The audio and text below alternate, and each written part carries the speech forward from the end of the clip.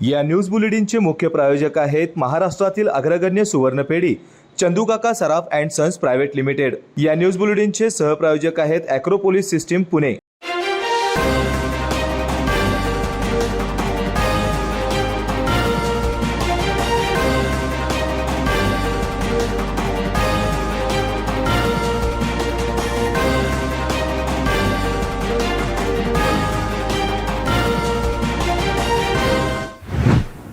आज 13 नोव्हेंबर महाराष्ट्राचे 5वे मुख्यमंत्री दिवंगत वसंतदादा पाटील यांचा जन्मदिवस। त्यांचा जन्म सांगली जिल्ह्यातील बंडूजी आणि रुक्मिणीबाई या शेतकरी दाम्पत्याच्या पोटी 13 नोव्हेंबर 1917 रोजी पद्माळे गावी झाला। सहकार क्षेत्रातील त्यांच्या योगदानामुळे त्यांना सहकार महर्षी म्हणून ओळखले जाते। नमस्कार, मी सुरेखा। तारा न्यूज मध्ये आपले स्वागत। पाहूयात आज दिवसभरातील महत्त्वाच्या घडामोडी। कोल्हापूर शहरासाठी थेट पाईपलाईनद्वारे काळंबावाडी धरणाचं पाणी पुईकडी प्रकल्पात पोहोचले। कोल्हापूरकरांची स्वप्नपूर्ती झाली आणि दिवाळीचा आनंद द्विगुणित झालाय। थेट पाईपलाईन आणताना जंगल व दुर्गम डोंगर भागातून गेलेली सुमारे 30 किलोमीटरची विद्युत वाहिनी महावितरणाच्या अधिकारी कर्मचाऱ्यांनी तपासून सुरळीत केली। त्यामुळे या योजनेच्या पूर्णतेसाठी वीज कर्मचाऱ्यांचा हातभार लागला आहे। महावितरणाचे कोल्हापूर ग्रामीण विभागचे 2 कार्यकारी अभियंता दत्तात्रय बनगे यांनी भेट देऊन कामाची पाहणी केली। संबंधितांना सदरील विद्युत वाहिनी निर्देश करणे, वेळोवेळी योग्य त्या सूचना दिल्या। महापालिकेच्या अधिकाऱ्यांशी समन्वय ठेवला। कोल्हापूर ग्रामीण विभाग 2 व राधानगरी उपविभागातील सर्व अधिकारी कर्मचाऱ्यांचे मुख्य अभियंता परेश भागवत व अधीक्षक अभियंता अंकुर कावळे यांनी कौतुक केले। ज्यांना आम्ही आणि ए.वाय. पाटलांनी चेअरमन केलं तेच आता आमच्यावर टीका करतात, हे दुर्दैव आहे। ज्यांनी कारखाना मोडला तेच आता वाचवण्याची भाषा करत आहेत, असा आरोप विद्यमान अध्यक्ष आमदार पी.एन. पाटील यांनी केलाय। परिते तालुका करवीर येथील भोगावती कारखाना निवडणुकीसाठी सत्तारूढ राजाजी शाहू शेतकरी सेवा आघाडीचा हसूर तालुका करवीर येथील अंबाबाई मंदिरात रविवारी प्रचारास प्रारंभ झाला। हसूर दुमाला तालुका करवीर येथे राजाजी शाहू शेतकरी आघाडीच्या प्रचार प्रारंभवेळी आमदार पी.एन. पाटील म्हणाले, आमच्या सत्ता काळात शेतकऱ्यांची बिले पगार देण्यासाठी कर्ज काढली, मात्र विरोधकांनी कशासाठी कर्ज काढली? त्यांच्या भ्रष्ट कारभाराला कंटाळूनच अशोकराव पवार यांनी राजीनामा दिला होता, असा घणघाती आरोप त्यांनी केला। कार्यक्रमाच्या अध्यक्षस्थानी शामराव पाटील होते। यावेळी शेकापचे अशोकराव पवार पाटील प्रमुख उपस्थित होते। पाटील म्हणाले, बिनविरोधकांसाठी प्रामाणिक प्रयत्न केले, पण काही नेत्यांना स्वप्नवाद चेअरमन पद दिसत असल्याने निवडणूक लागली आहे। ए.वाय. पाटील म्हणाले, आर्थिक संकटात सापडलेल्या भोगावतीला बाहेर काढण्यासाठी बिनविरोधकांसाठी प्रयत्न केले, पण त्या मंडळींच्या पोटात दुसरेच पाप दडले होते। 580 कर्मचाऱ्यांना कायम करून न्यायालयीन वाद मिटवला। 214 कर्मचाऱ्यांच्या नावावर उचललेले 20 कोटी 50 लाखांचे कर्ज व्याजासह 39 कोटीवर पोहोचले। याबाबत बँकेसोबत बोलून या कर्जाचा पहिला हप्ताही पी.एन. पाटील यांनी दिला, म्हणून आम्ही पी.एन. पाटील यांच्यासोबत गेलो, असे प्राध्यापक चौगले यांनी सांगितले। गोकुळचे अध्यक्ष अरुण डोंगरे म्हणाले, कारखाना वाचला पाहिजे या विचाराने आम्ही एकत्र आलो आहोत। यावेळी गोकुळचे संचालक प्राध्यापक किसन चौगले, पी.डी. धुंद्रे, कृष्णराव किरोळकर, शेकापचे क्रांतिसिंह पवार पाटील, जनता दलाचे वसंतराव पाटील, कंथेवाडीकर, बी.के. डोंगरे आदींची भाषणे झाली। उपाध्यक्ष उदयसिंह पाटील कौलवकर, बाजार समितीचे सभापती भैया भोयकर, किसन चौगले, बाळासखाडे आदी उपस्थित होते। राज्यात ऊस दर आंदोलन पेटलं असतानाच अज्ञात लोकांकडून ट्रॅक्टर जाळण्याची घटना समोर आली आहे। यामुळे नागरिकांच्या मध्ये भीतीचं वातावरण पसरलंय। रविवारी काल रात्री वारणा सहकारी साखर कारखान्याची ऊस वाहतूक करणाऱ्या ट्रॅक्टरला अज्ञात लोकांनी पेटवला। सदर घटना वठार पारगाव रस्त्यावरील चावरे फाट्याजवळ घडली असून सरकारवर कारखानदार यांच्या मागणीकडे दुर्लक्ष करू लागल्याने लोकांची संतप्त प्रतिक्रिया उमटत आहेत। दक्षिण कालखंडातील किरणोत्सवाच्या 4थ्या दिवशी सूर्यकिरणे अंबाबाईच्या चरणापर्यंत पोहोचले। मागील 3 दिवस ढगाळ वातावरणामुळे किरणोत्सवात अडथळा आला होता। रविवारी सायंकाळी 5:45 किरणाने देवीचा चरण स्पर्श केलाय। देवीचा किरणोत्सव 16-9 नोव्हेंबर पासून सुरू आहे। पहिले 3 दिवस ढगाळ वातावरणामुळे सूर्यकिरणे मंदिरात पोहोचली नाहीत। शनिवारी सूर्यकिरणे कंठजनापर्यंत आली। रविवारी सकाळपासून लख्ख सूर्यप्रकाश होता। परंतु पहिल्या मुख्य 3 दिवसांमध्ये किरणोत्सव होऊ शकलेला नव्हता. चौथ्या दिवशी मात्र 4:49 सूर्यकिरणे महाद्वारातून पुढे आली.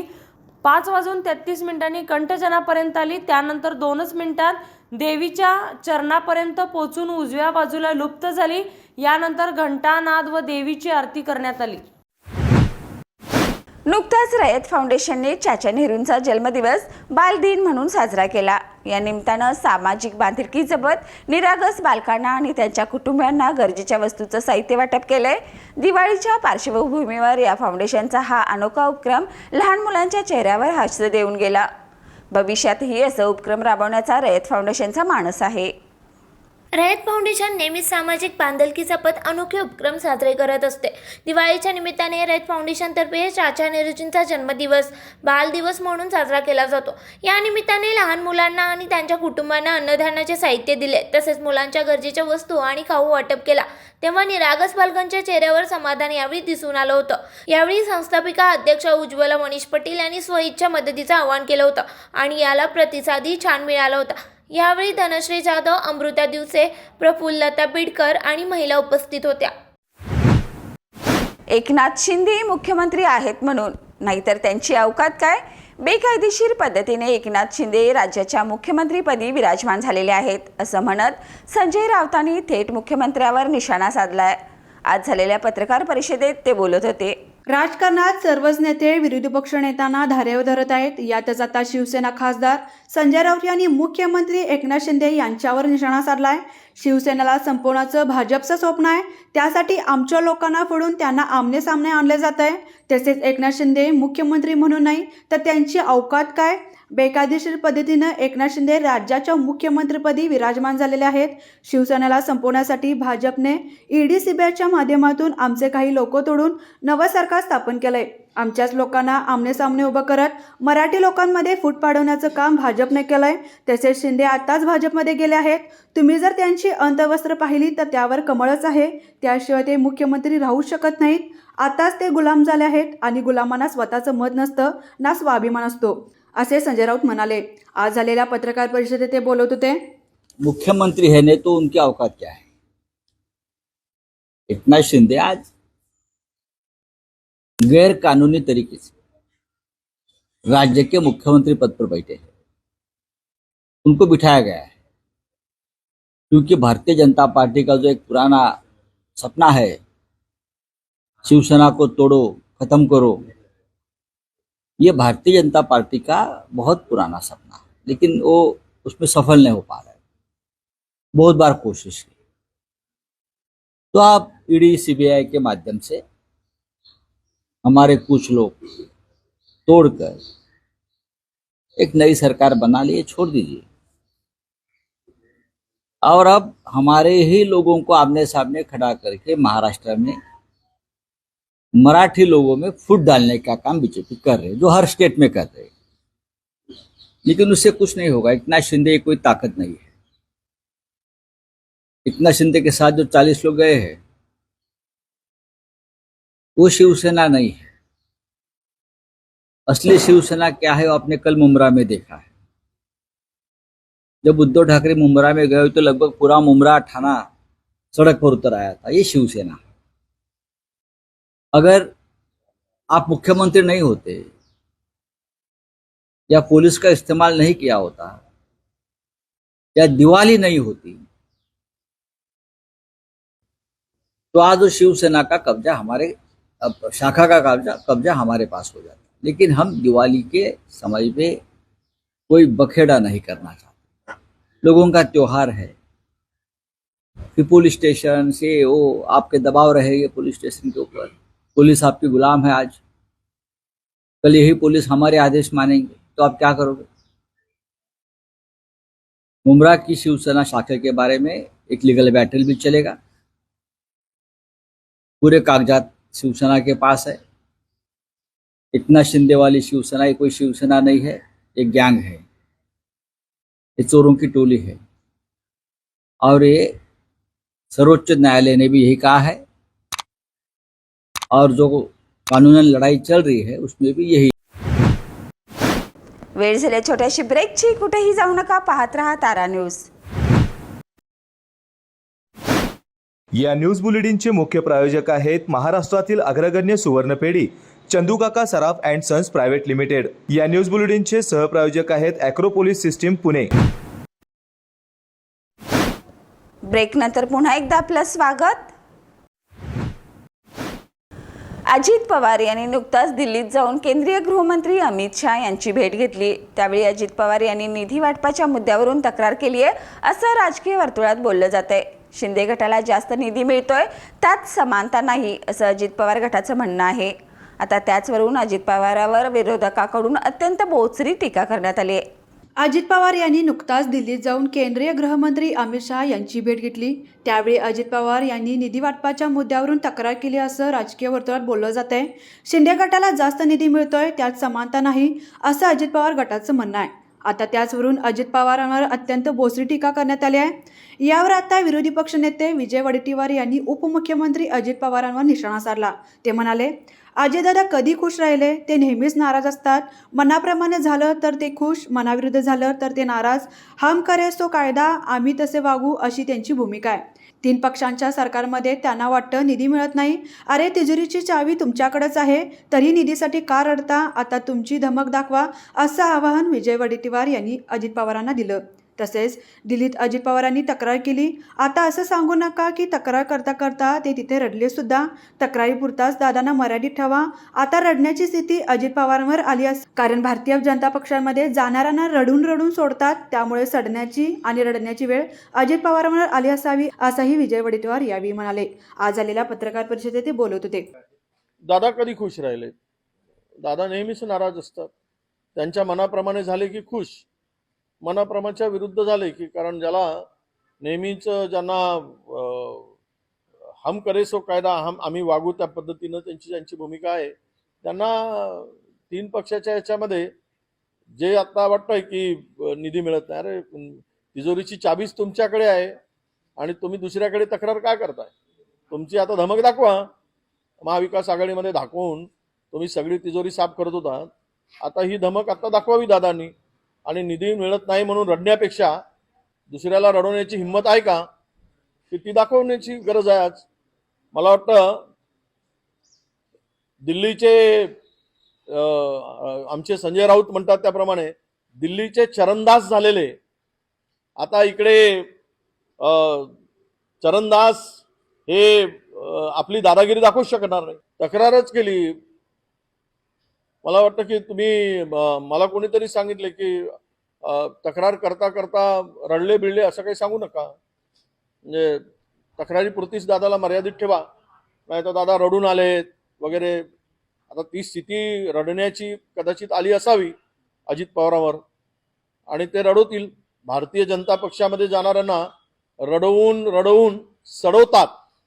आता सडण्याची आणि रडण्याची स्थिती अजित पवार आली असावी.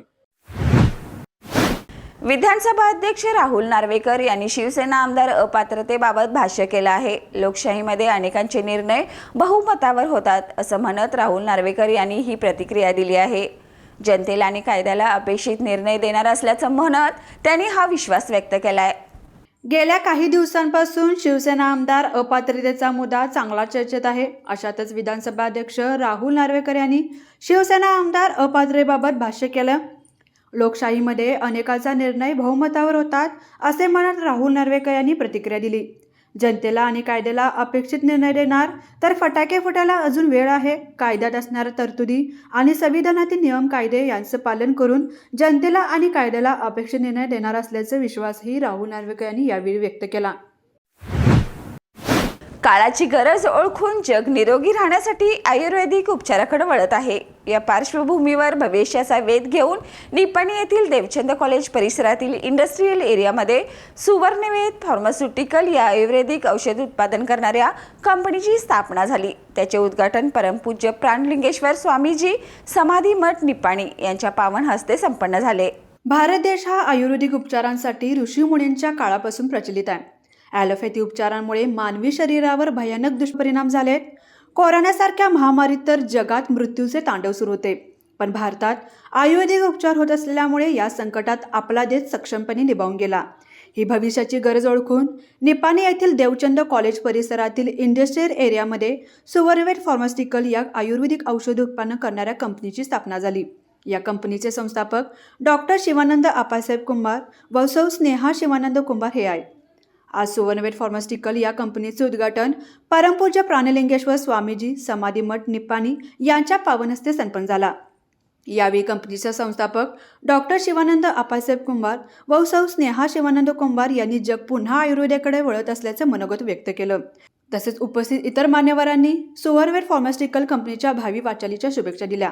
तसेच कुंभार कुटुंबियांनी आपलं आयुष्य मल्टीपर्पज फाउंडेशन व सुवर्णवेट फार्मास्युटिकलच्या वतीने उपचारांसाठी आर्थिक सहाय्य धन म्हणून गंभीर फुफ्फुसाच्या आजाराने त्रस्त असलेल्या ओंकार कुंभार राहणार जांभळी यांना ₹10,000चा धनादेश उपस्थित मान्यवरांच्या हस्ते सुपूर्द केला व ते लवकरात लवकर आजारमुक्त होतील अशी प्रार्थना केली.